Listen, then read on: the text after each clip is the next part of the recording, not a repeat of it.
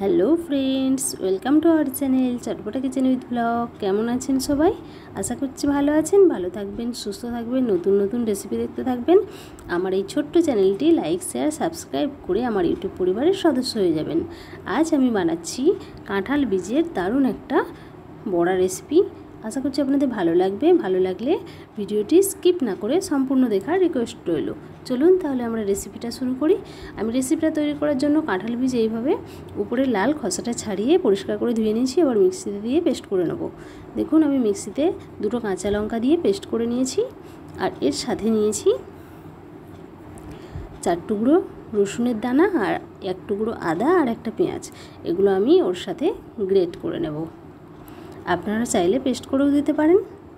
আমি এই সব কিছু বাটিতে নিয়ে নিয়েছি আর আদা রসুন পেঁয়াজটা গ্রেট করে নিয়েছি। এবার এর মধ্যে দিয়ে দিচ্ছি পরিমাণ মতো লবণ, আর দেব পরিমাণ মতো হলুদের গুঁড়ো, দিয়ে দেব পরিমাণ মতো লঙ্কার গুঁড়ো। লঙ্কাটা বুঝে দেবেন, কারণ আমরা কাঁচা লঙ্কাটা আগেই দিয়ে রেখেছি। এবার দিলাম জিরে আর ধনিয়ার গুঁড়ো। এবার দিয়ে দেব হাফ চামচ পরিমাণ গরম মশলার গুঁড়ো,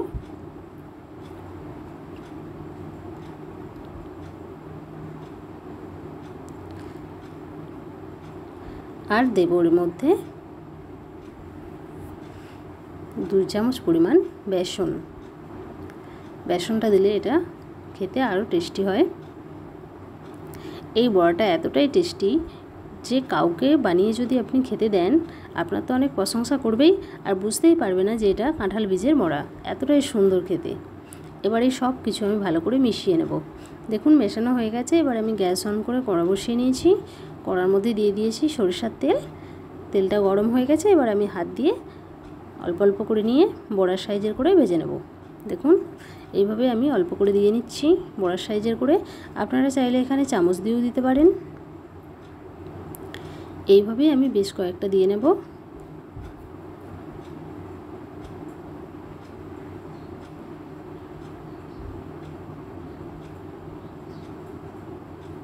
দেখুন আমি দিয়ে নিয়েছি। এবার ভালো করে উল্টে 2 সাইড ভেজে নেব।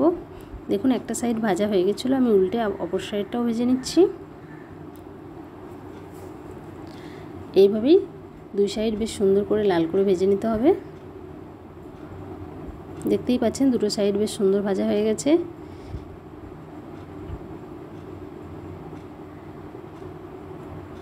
আপনারা চাইলে পকোড়ার সাইজের করেও ভেজে নিতে পারেন, বেশি করে তেল দিয়ে। দেখুন ওগুলো ভাজা হয়ে গেছে, আমি তুলে নিয়েছি। আবারও বাকিগুলো দিয়ে নিচ্ছি একইভাবে।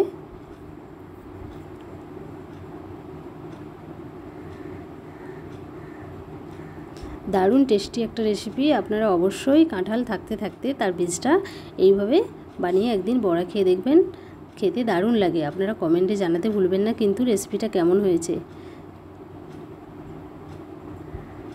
দেখুন একইভাবে আমি এগুলোও 2 সাইড লাল করে ভেজে নিয়েছি। এগুলো ভাজা হয়ে গেছে 2 সাইড। এবার আমি এগুলো প্লেটে তুলে নেব।